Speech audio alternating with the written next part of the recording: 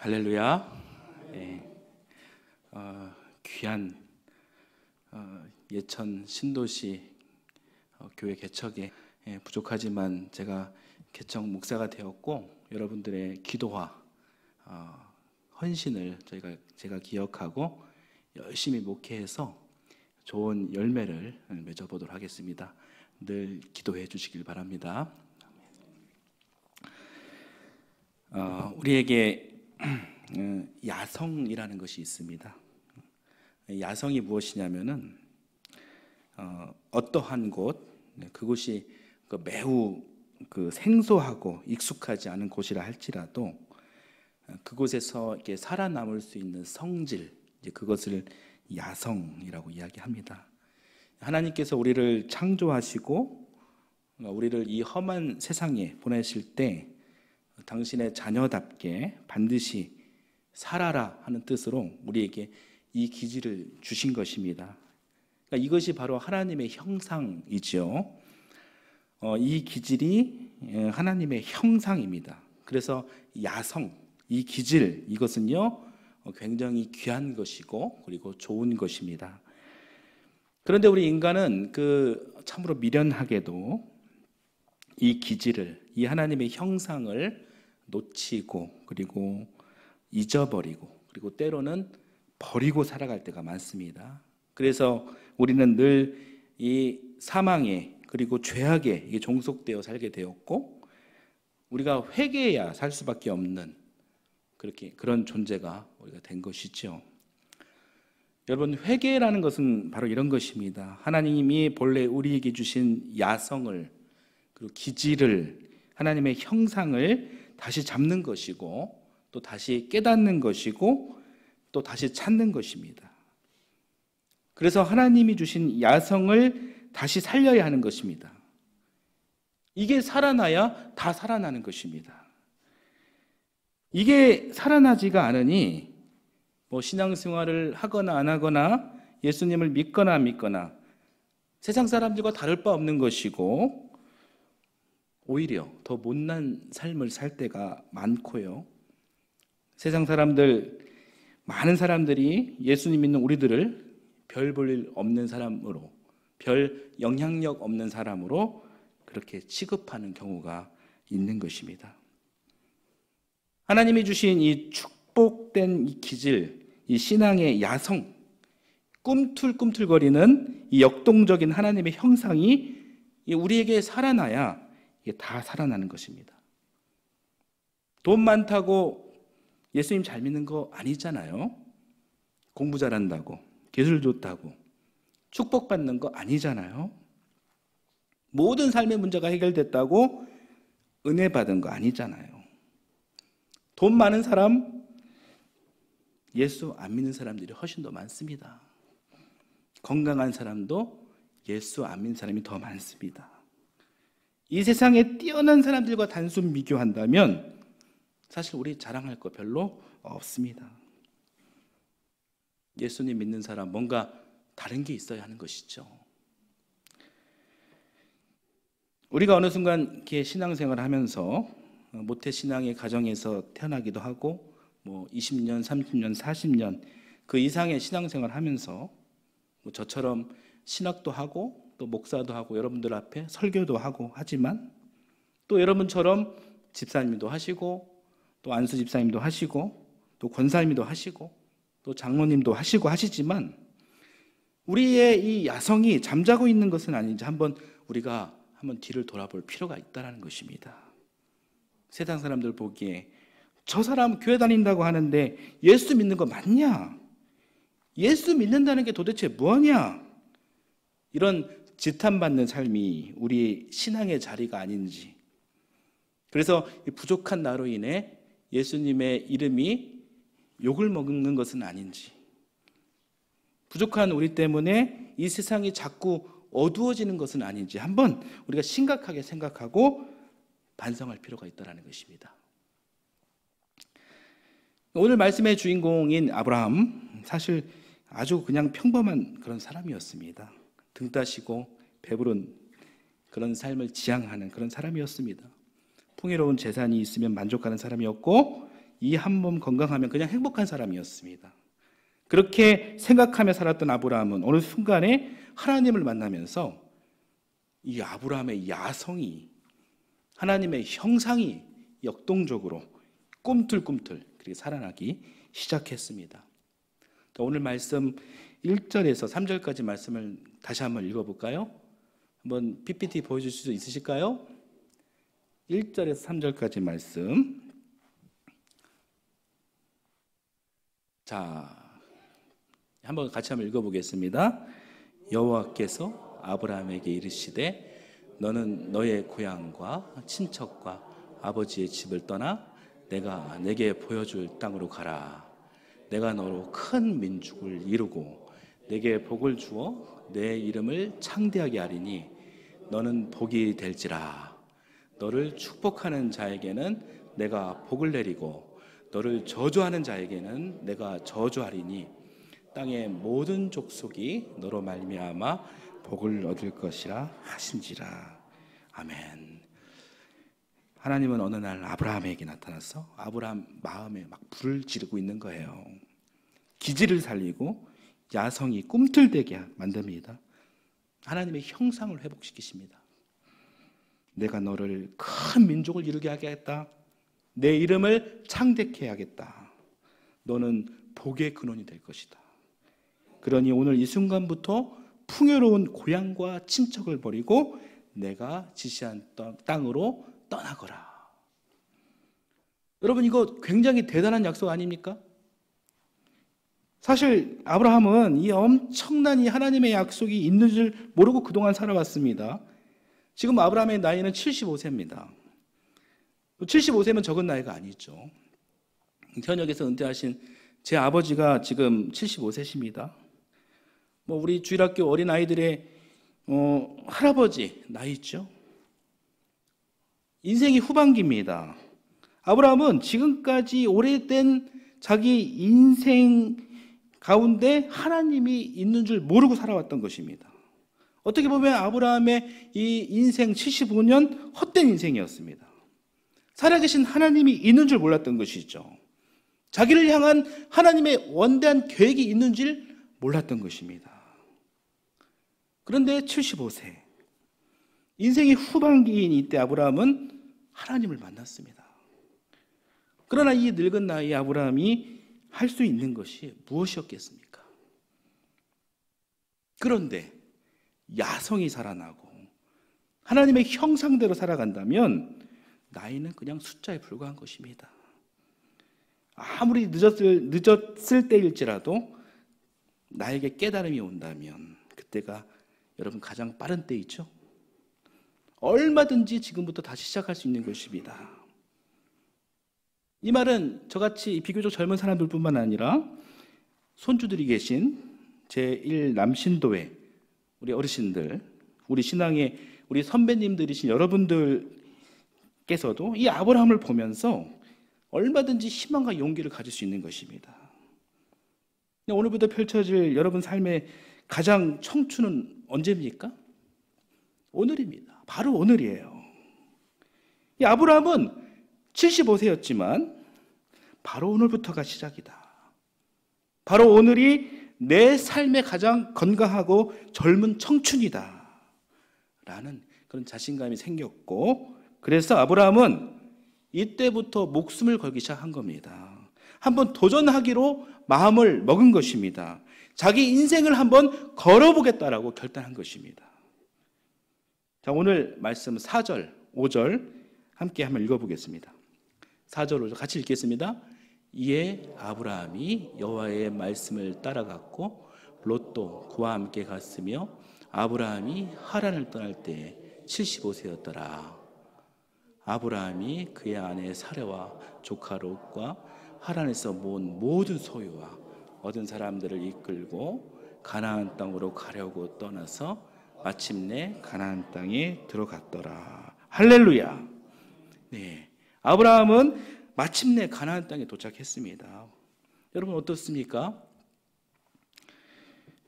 굉장히 멋있고 통쾌한 말씀이에요. 가슴 뭉클하기까지 합니다. 왜 그런가요? 뭐 75세 노인이 가나안 땅에 들어갔다라는 그런 해피엔딩도 좋지만, 이 하나님 말씀을 붙들고 인생을 걸었다, 이 목숨을 걸었다라는 이 대목이 정말로 통쾌하고 멋진 것이죠. 사랑하는 여러분, 여러분은 지금 어디에 목숨을 걸고 계십니까? 돈입니까? 명예입니까? 건강입니까? 세상이 건네주는 달콤한 인생의 행복입니까? 다 좋습니다.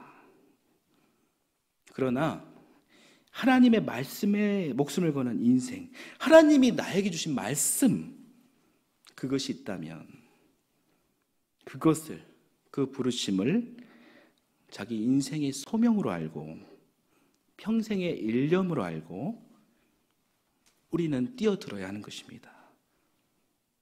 아직 주님의 말씀보다 돈과 명예와 건강과 세상이 주는 달콤함을 쫓고 살고 계시다면 회개가 필요한 것입니다.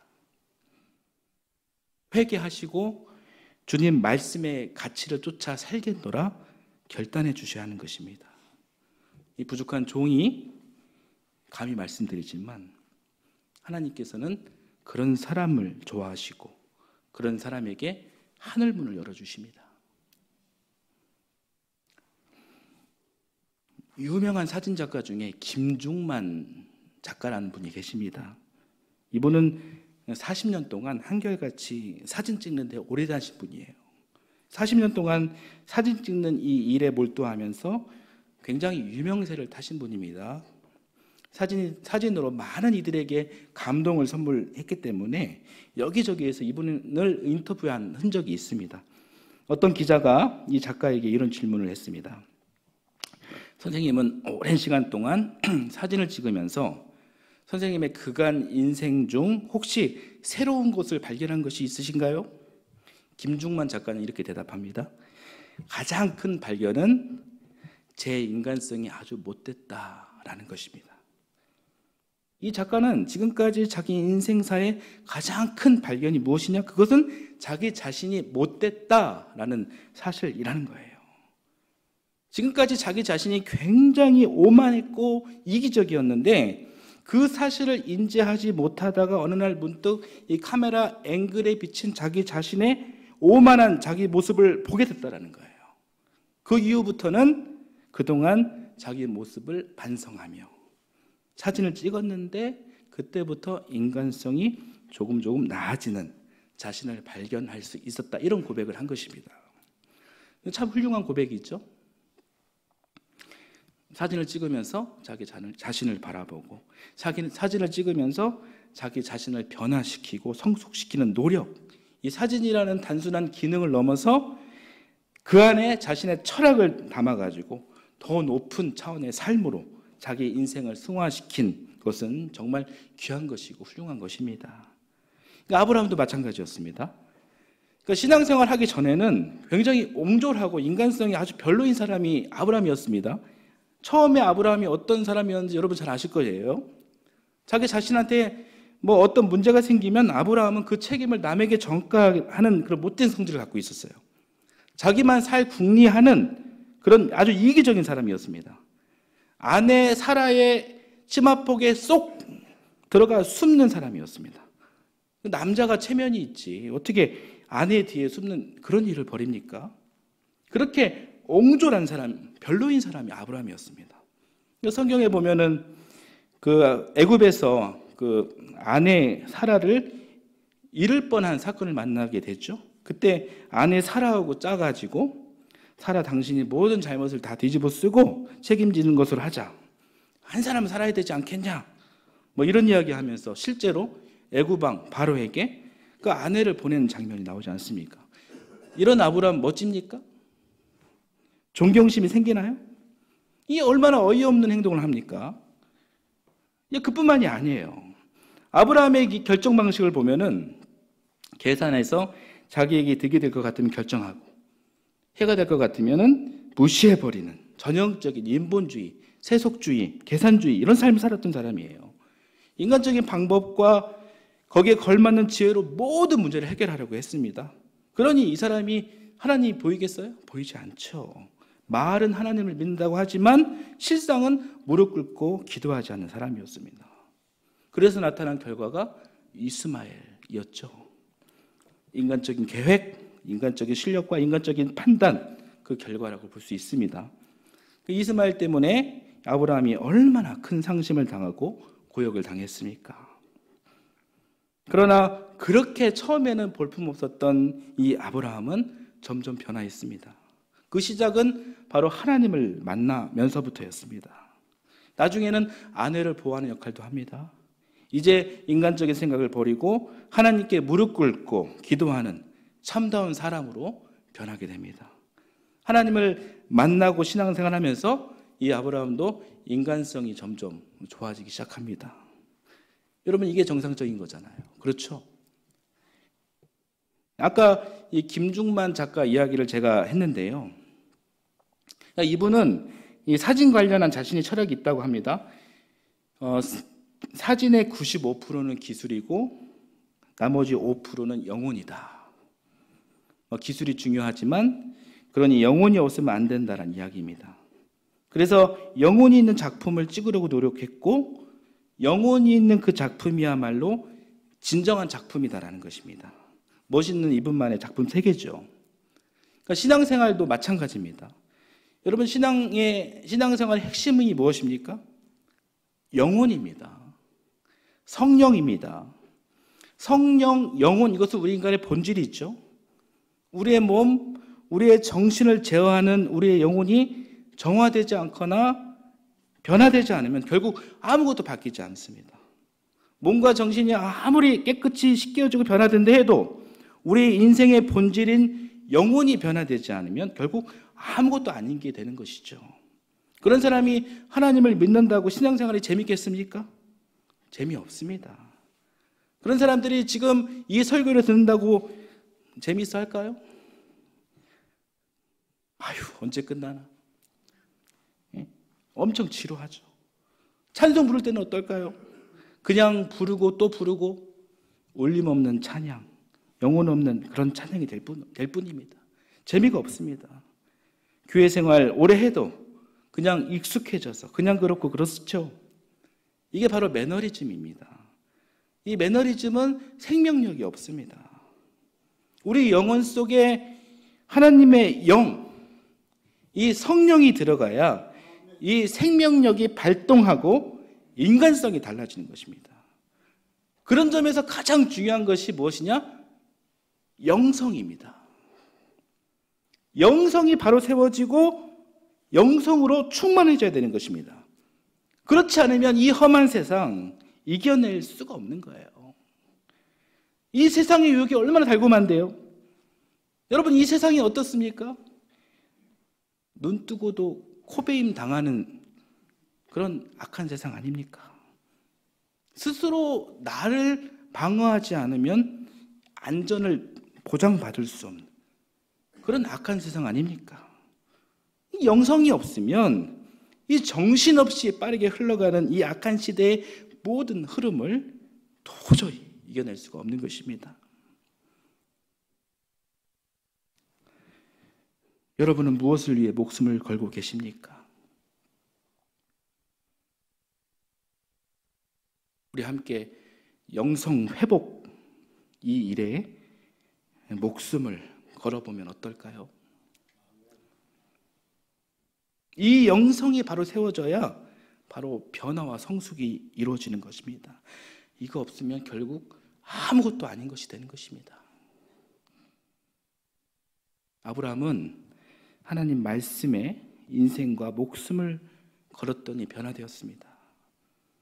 그렇게 하나님의 말씀을 붙잡고 고향을 버리고 친척을 버리고 떠나는 사람을 하나님께서는 붙잡아 주십니다. 그런 사람에게 미래도 열어주십니다. 자기 인생과 목숨을 건, 영성 회복을 위해 목숨을 건 아브라함. 우리 이 아브라함의 심정을 한번 생각하면서 우리 4절, 5절을 다시 한번 읽어보겠습니다. 아브라함의 심정을 느껴보십시오. 같이 읽어보겠습니다. 이에 아브라함이 여호와의 말씀을 따라갔고 롯도 그와 함께 갔으며 아브라함이 하란을 떠날 때 75세였더라. 아브라함이 그의 아내 사레와 조카 롯과 하란에서 모은 모든 소유와 얻은 사람들을 이끌고 가나안 땅으로 가려고 떠나서 마침내 가나안 땅에 들어갔더라. 아멘. 아브라함은 어디로 가야 할지 전혀 알지 못했습니다. 다만 하나님이 지시한 곳으로 나섰습니다. 우리가 가야 할 곳, 여러분 혹시 그곳을 아십니까? 어디가 복의 길인지, 어디가 참 행복의 길인지 여러분 혹시 아십니까? 확실하고 안전한 참 행복의 길을 혹시 아신다면 저에게 그 길을 제시해 주십시오. 여기 계신 많은 분들이 저보다는 인생의 선배님들이십니다. 그러니 저에게 인생의 교훈을 말씀해 주실 수는 있겠죠. 그러나 인생의 진리는 여러분의 그 숭고한 경험으로도 완전하게 말씀하실 수는 없을 것입니다. 그 이유는 저나 여러분이나 흙에서 나고 결국 흙으로 돌아갈 수밖에 없는 너무나도 연약하고 유한한 존재이기 때문입니다. 그러나 말씀의 주인이신 창조주 하나님은 영원하십니다. 이분은 과거와 현재뿐만 아니라 미래의 주인이시고 또 우리의 미래를 보고 계시고 우리의 미래를 책임져 주시는 완전한 분이시죠. 그러니 이분 안에, 이분 말씀 안에 진리가 있고 참되고 안전한 행복이 있는 것입니다. 믿으십니까? 아브라함은 그거 하나 믿고 떠나는 발걸음이었습니다.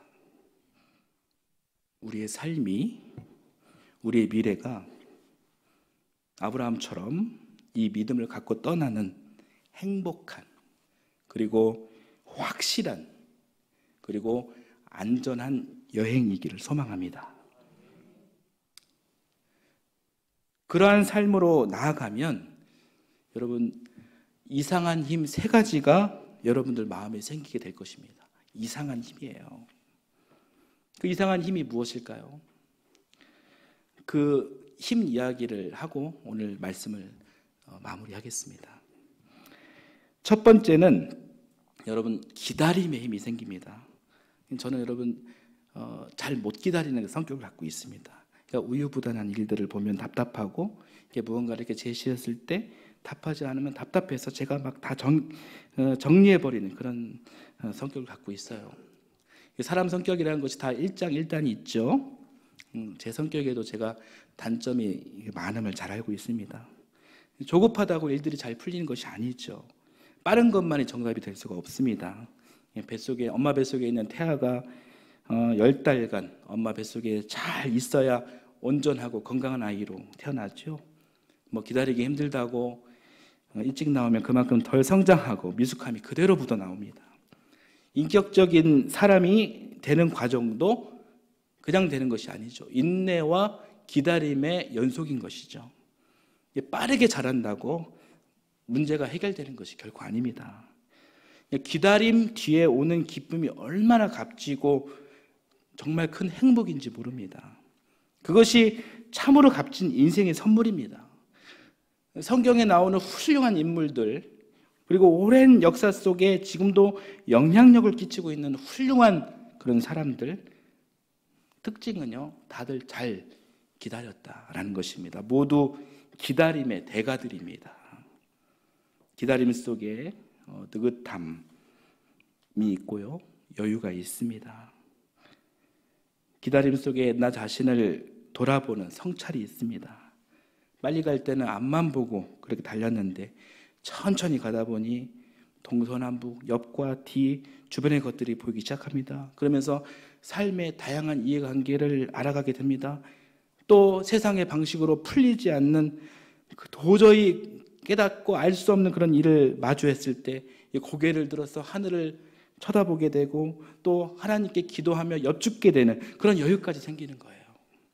그러니 하루하루 이런 사람들에게는 감사가 뒤따를 수밖에 없는 것이죠. 그런 사람들 인생 잘 풀려 나가기도 하고요. 또 많은 이들에게 존경을 받기도 합니다.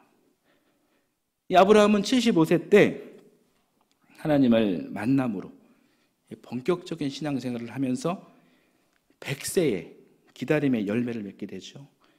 25년 동안 헌신했고 그리고 그의 인생은 100세, 한 세기가 지났습니다. 엄청난 기다림이 있었죠. 그 기다림의 대가가 무엇이었나요? 믿음의 조상이라는 타이틀이었습니다. 오늘 우리들뿐만 아니라 수많은 후대 사람들에게 큰 본이 되는 그런 복을 아브라함은 받게 되었습니다. 바로 기다림 속에 복이 있는 것입니다. 자, 두 번째로 생기는 이상한 힘은 바로 기쁨이에요. 아브라함 인생의 최대 기쁨은 여러분 무엇이었을까요? 그렇죠. 네, 아브라함 자식이죠. 예, 아들 이삭을 본 것입니다. 100세의 자식을 본 여러분 아브라함이 얼마나 기뻤을까요? 한번 상상해 보십시오. 손주들 처음 보셨을 때 얼마나 기쁘셨나요? 저희 부모님은 저 낳았을 때보다 손주 보셨을 때 더 기뻤다 이렇게 말씀하시던데 우리 일남신도의 우리 어르신들은 좀 어떠셨습니까? 다 말할 수 없는 기쁨으로 충만하셨을 것입니다. 아브라함은 100세에 아들을 본 거예요. 손주가 아니라 한평생 제일 소망했던 큰 소망 이 아들을 보았습니다. 얼마나 기뻤을까요? 아마 기뻐서 어린아이처럼 펄쩍펄쩍 아마 뛰었을 것입니다. 그래서 자식 이름이 기쁜 웃음이라는 뜻의 이삭이에요. 그렇습니다. 이 신앙생활을 잘 하게 되면 그 삶은 기쁜 웃음의 연속일 것입니다. 아멘. 제가 몇 년 전에 어떤 큰 교회에서 개최한 컨퍼런스에 참여한 적이 있습니다. 그날 행사에 색소폰 연주자인 그 한양대학교 윤삼종 교수라는 분의 이 색소폰 공연이 있었어요. 그 교수님 색소폰 연주를 정말 잘하셨습니다. 색소폰 이게 호흡으로 연주하는 악기잖아요. 연주하면서 이렇게 숨쉬기도 쉽지 않았을 텐데, 그 큰 성전을 사방팔방에 뛰어다니면서 그 넓은 이 예배당을 혼자 압도하는데 정말 멋지고 감동적이었습니다. 그런데 더 멋지고 감동적이었던 것은 그의 얼굴이, 그의 인상이 감사와 행복으로 충만했던 그 모습이었어요. 정말 감동적이었어요.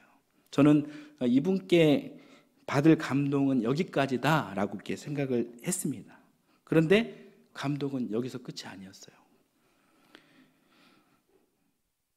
모든 곡을 연주하고 이제 앵콜곡, 나 같은 죄인 살리신 어메이징 그레이스 이 연주를 딱 하기 전에 이분이 이런 이야기를 하시더라고요. 제가 이분 이야기를 한번 들려드릴게요. 여러분, 앵콜곡을 연주하기 전 한 말씀을 드립니다. 내일 제 아내가 항암 치료를 합니다. 제 아내는 암 중기와 말기 사이에 있는 환자입니다. 맨 처음 이 사실을 알았을 때 절망하였습니다. 그러면서 수만 가지 생각이 들더군요. 내가 이 사람 보호자로서 이 일을 감당할 수 있을까? 항암 치료에 들어가면 엄청 괴롭다는데 항암 치료는 안 했으면 좋겠다. 또 아내는 앞으로 머리카락도 빠지고 모습도 초췌하며 볼품이 없어질 텐데 내가 아내를 끝까지 사랑할 수 있을까? 이런 생각에 정말 괴로웠습니다. 현실을 생각하니 막막하고 견뎌낼 자신이 없어 아내와 함께 2주 동안 기도원에 들어갔습니다. 그러면서 저와 제 아내의 인생 중 가장 고통스러운 2주간의 기도를 하기 시작했습니다. 그런데 기도를 마치고 돌아왔을 때 우리 가정 안에 행복과 기쁨이 가득했고 성령의 충만함을 느끼게 되었습니다. 아내는 제 생각과는 전혀 다르게 항암 치료를 받았습니다. 머리카락도 다 뽑혔습니다. 하루하루 수척해 갔습니다. 그러나 제 인생 중 가장 고통스러울 것이라 생각했던 2주간의 기도원에서의 시간, 그 시간은 제 생각과는 전혀 다르게 저와 제 아내의 인생 중 가장 행복하고 기쁨이 가득한 시간이었습니다. 왜냐하면 2주 동안 집중적으로 주님과 교제했던 시간이었기 때문입니다. 이 시간만큼 하나님을 깊게 찾고 깊게 만난 적 지금까지 단 한 번도 없었습니다. 하나님은 아내와 저를 위로하셨습니다. 하나님이 고통과 슬픔에 가득 찬 우리 가정과 함께 하신다는 약속을 하셨습니다. 그 말씀을 우리는 들었습니다. 할렐루야. 저는 지금 제 아내가 어느 때보다 더 아름답고 귀하게 여겨집니다. 저는 아내를 세상에서 제일 사랑합니다. 내일 항암치료 잘 받겠습니다. 여러분 걱정하지 마십시오. 저는 기쁨이 넘칩니다. 하나님이 우리와 함께 하십니다. 저는 이 윤삼종 교수님의 이 고백을 듣고 우리가 하는 이 신앙생활의 위대함을 느꼈습니다. 여러분 요즘 기쁘십니까? 우리는 예수님의 십자가 고난과 죽음을 바라보며 그리고 오늘 윤삼종 교수의 이 고백을 생각하며 우리의 소중한 영적인 그곳에 기쁨을 담아 살아야 하겠습니다. 조건적으로 잘 될 때 그때만이 기쁜 것이 진정한 기쁨이 아닙니다. 다 경험하셨을 것입니다. 살면서 잘 이해가 안 되는 것이 많습니다. 아프고 힘들 때 비록 고통스럽지만 내가 하나님을 믿고 그 하나님이 나의 미래를 돌봐주신다는, 내 인생 전체를 돌봐주신다는 그 믿음 자체가 여러분 진정한 기쁨인 것입니다.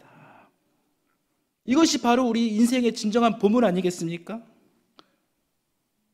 그 보물을 담아두고 사시는 여러분에게 희망찬 미래가 있는 것입니다. 이 세상의 악이, 완악한 이 세상의 유혹이 감히 감당할 수 없는, 감히 이겨낼 수 없는 그런 기쁨이 있는 것입니다. 오, 이 기쁨 주님 주신 것, 오, 이 기쁨 주님 주신 것, 오, 이 기쁨 주님 주신 것, 주께 영광 할렐루야, 주만 찬양해. 세 번째 마지막입니다. 우리에게 생기는 이상한 힘, 바로 용기와 담대함입니다. 여러분, 이 세상 살아가는 일이란 얼마나 험난하고 이 사단의 달콤한 시험과 유혹들이 얼마나 많습니까?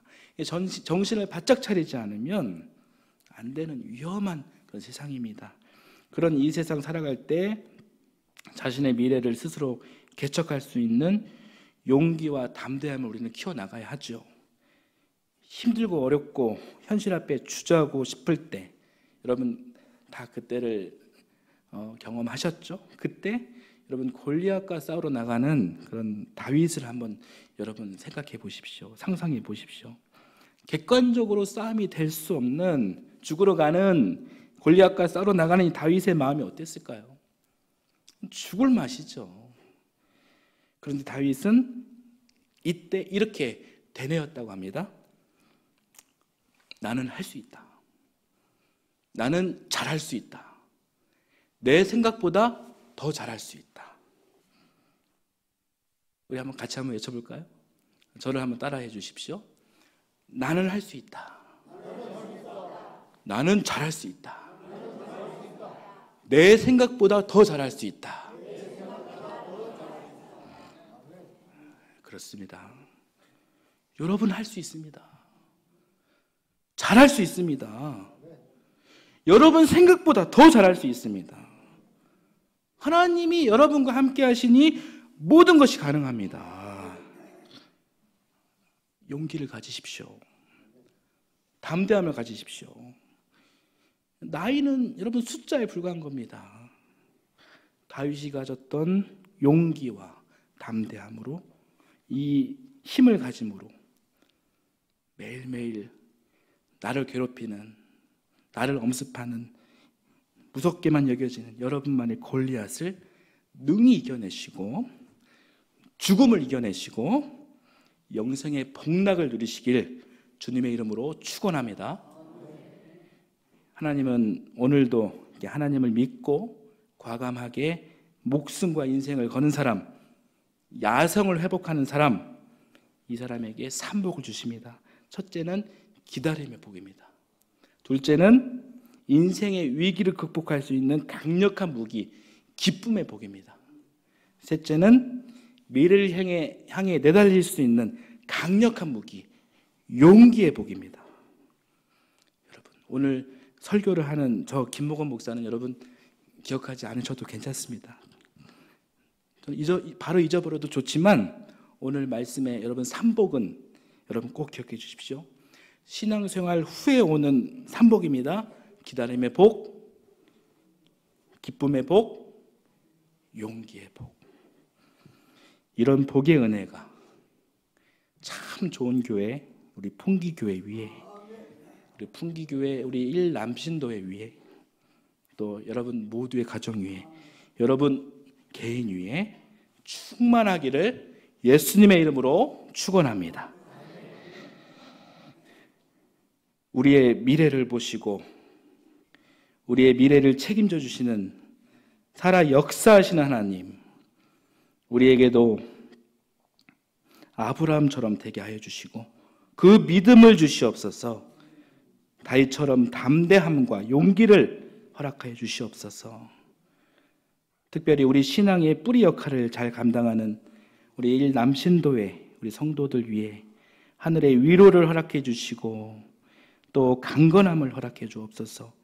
주님을 위한 일에 열정을 갖게 하시고 또 꿈을 꾸게 하시고 비전을 갖게 하옵소서. 풍기교의 모든 성도들에게 본이 되고 기쁨이 되고 또 모든 이들에게 감사의 이유가 되고 또 감사의 제목이 되는 우리 일남신도회가 되도록 주여 축복하여 주옵시옵소서. 일남신도회가 아브라함처럼 복의 근원이 되기를 소망합니다.